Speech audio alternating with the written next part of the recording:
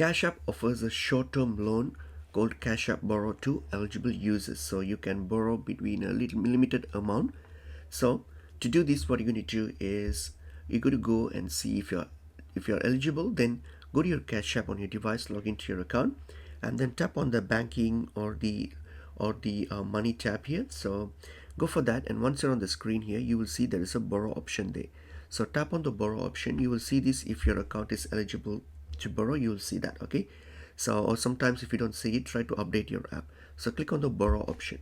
So once you tap the borrow option, once you select it, you'll get to a similar screen like this here. So here all you have to do is you have to select the unlock or the get started option.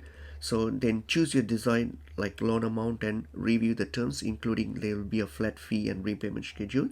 All you have to do is follow the prompts to accept the agreement and verify with your PIN number or your touch ID, and then get it this set it up. So you just have to follow a few on-screen prompt, but remember this option is only available if you are eligible for it. So mostly if you want to be eligible for it, you need to have a verified Cash App account, an active Cash App card or debit card, and also a positive account history. This is very important, then only you might be eligible for the borrow feature.